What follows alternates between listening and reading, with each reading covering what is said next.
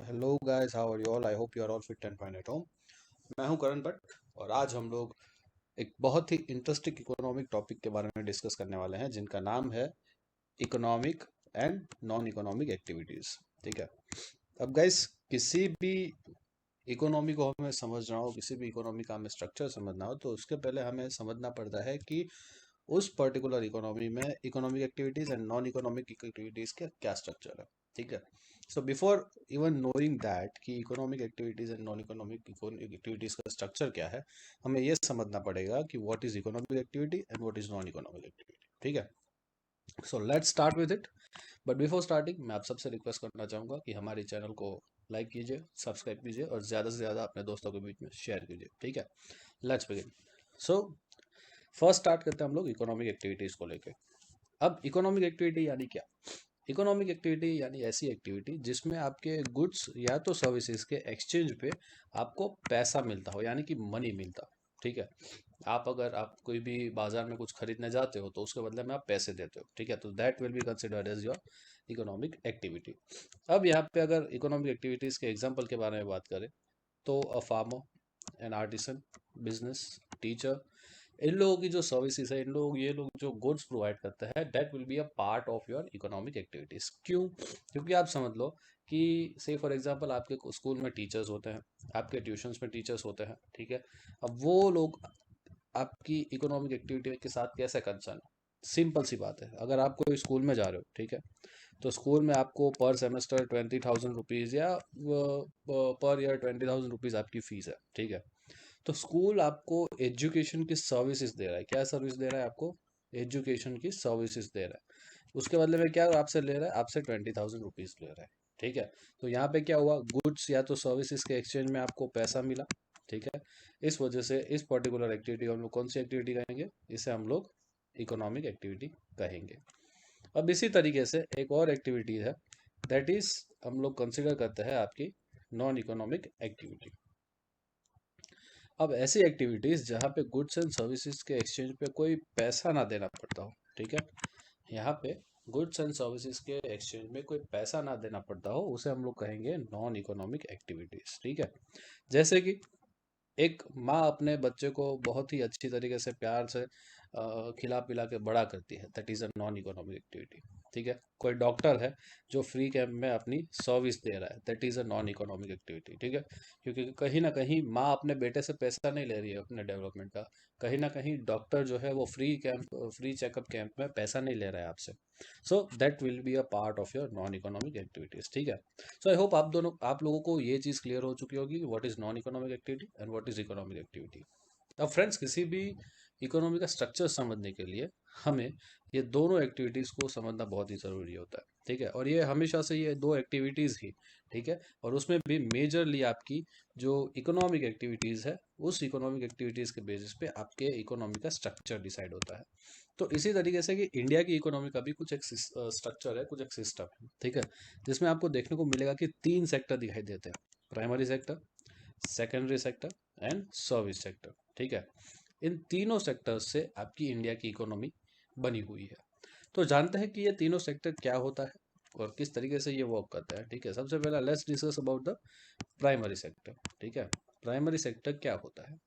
अब primary sector यानी कि ऐसा सेक्टर जिसमें एग्रीकल्चर एंड एग्रीकल्चर के रिलेटेड जितनी भी एक्टिविटीज है, like cattle rearing, then cattle breeding, fishing, poultry farming, collection of forest products, mining of raw materials, ये सारी की सारी चीज़ें इंक्लूडेड होती है। ठीक है। अगर आप आपके प्राइमरी एक्टिविटीज़ की बात करें, प्राइमरी सेक्टर्स की बात करें, तो उसमें एग्रीकल्चर से रिलेटेड जितनी भी एक्टिविटीज़ है, एग्रीकल्चर्स एंड अलाइड एक्टिविटीज़। ठीक है। एग्रीकल्चर एंड अलाइड एक्टिविटीज़ को लेके जितनी भी चीज़ें हैं, वो सारी की सारी चीज़ें आपकी जो है प्राइमरी सेक्टर का पार्ट बनती हैं। राइट। और इसमें कौन सी एक्टिविटीज़ आ गई? तो इसमें आपको देखने को मिलेगा कि cattle rearing, cattle breeding, fishing, poultry farming, collection of forest products, mining of raw materials, ये सारी की सारी चीज़ें जो है आपके प्राइमरी सेक्टर का पार्ट बनती है। उसके बाद आता है आपका सेकेंडरी सेक्टर।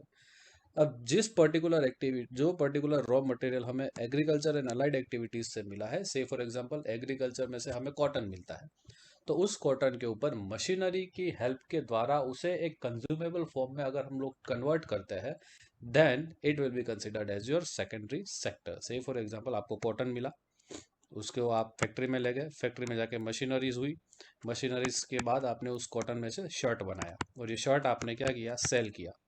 तो this will be a part of your secondary sector. ठीक है, जहाँ पे आपकी मशीनरीज में से आपने शर्ट बनाया, कॉटन का रॉ मटेरियल था, उसके ऊपर मशीनरी की मदद से आपने शर्ट बनाया, तो that will be a part of your secondary sector. ठीक है, तो जहाँ पे भी आपके मशीनरी की हेल्प के साथ साथ आपके रॉ मटेरियल के ऊपर कुछ काम करके मशीनरी की हेल्प से उसे कंज्यूमेबल फॉर्म में उस प्रोडक्ट को तैयार किया जाता है, उस सेक्टर को हम लोग कहते हैं हमारा सेकेंडरी सेक्टर। ठीक है, तो भूलिएगा मत ये चीज़।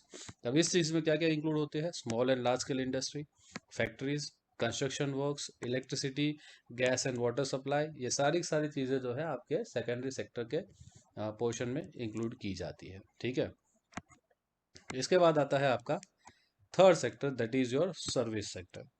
सर्विस सेक्टर में बहुत सारे, इसके नाम पे से ही आपको पता चल जाएगा कि सर्विसेज आपको प्रोवाइड करवाई जाई होगी।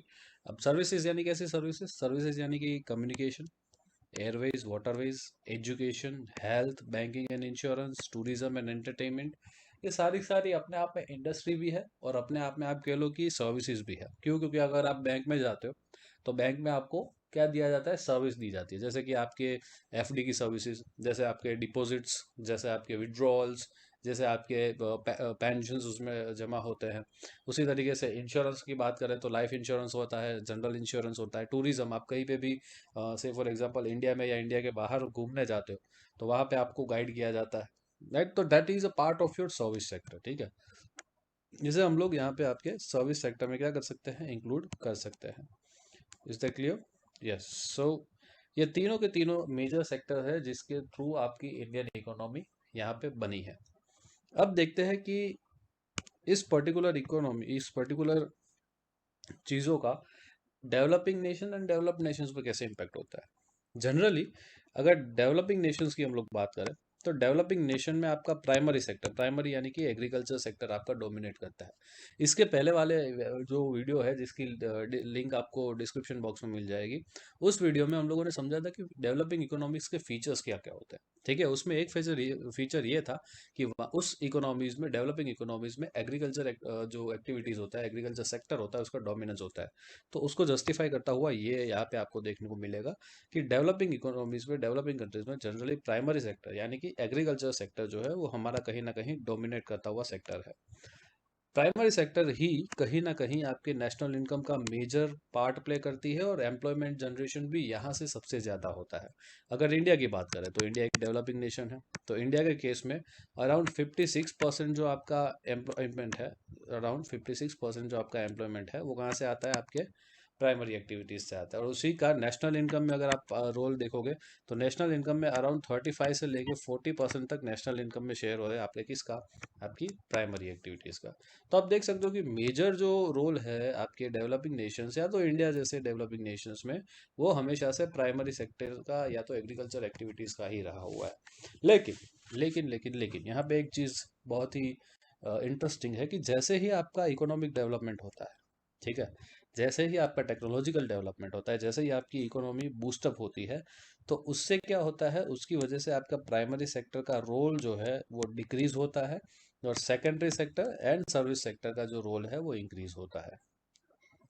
1951 में एग्रीकल्चर आपको कहीं करीब करीब 56% शेयर रखता था आपकी नेशनल इनकम में। ठीक है, आज के टाइम पीरियड में मतलब कि 2000, अगर समझ लो कि 2011 की बात करें तो 2011 में यह शेयर आ चुका है आपके नेशनल इनकम का 35%। ठीक है, अब इसी के सामने यहाँ पे जो आपके से फॉर एग्जांपल सर्विस सेक्टर ले लो। ठीक है, सर्विस सेक्टर का शेयर था 10% इन 1951। तो 2011 में ही आज ये सर्विस सेक्टर का कितना रोल हो गया, ये सर्विस सेक्टर का रोल हो गया करीब करीब 37%। समझ रहे हो? तो आप देखो कि किस तरीके से एक प्राइमरी एक्टिविटीज का रोल नीचे होता गया है, सर्विस सेक्टर का इंपॉर्टेंस इंक्रीज होता गया है। ठीक है, ये क्यों हुआ? क्योंकि हमारी इंडिया की इकोनॉमी का क्या हुआ, इकोनॉमिक डेवलपमेंट हुआ। ठीक है, इकोनॉमिक डेवलपमेंट होने की वजह से आपको जो है एग्रीकल्चर एक्टिविटीज़ का प्राइमरी सेक्टर का जो रोल है वो आपको डिक्रीज होता हुआ देखने को मिला, उसका सिग्निफिकेंस डिक्रीज होता हुआ देखने को मिला। एंड इसी के सामने आपके सेकेंडरी एंड सर्विस सेक्टर का जो रोल है वो आपको इंक्रीज होता हुआ देखने को मिला। Right, so this is all about structure of Indian economy and the sectors of our Indian economy. तो अगर कभी भी आपको पूछा जाता है कि what is structure of Indian economy, what is the आप कह लो कि सेक्टर्स ऑफ इंडियन इकोनॉमी, तो मुझे बेहद विश्वास है कि आप सबको ये चीज़ आएगी ही कि 3 सेक्टर में हमारी इकोनॉमी को डिवाइड किया जाता है, प्राइमरी, सेकेंडरी एंड आपका जो है सर्विस सेक्टर। ठीक है, सो आई होप आप लोगों को ये चीज़ पता चली होगी, आप लोगों को आज का वीडियो में सारी से सारी चीज़ें क्लियर हो चुकी होगी। Economic activity as well as non economic activity क्या होता है, किस तरीके से उसे डिफाइन किया जाता है और उसके बेसिस पे से किस तरीके से आपके जो स्ट्रक्चर होता है इकोनॉमी का वो डिसाइड किया जाता है, ये आपको लोगों को समझ में आया होगा। ठीक है, so I hope that's all clear from my side. ठीक है, आप लोगों को भी सारी चीज़ें क्लियर हो चुकी होगी। राइट, सो मिलते हैं अगले सेशन में एक नए टॉपिक के साथ। Stay tune, stay with us, please like कीजिए, सब्सक्राइब कीजिए और ज़्यादा से ज़्यादा अपने दोस्तों में शेयर कीजिए। ठीक है, and have a nice day.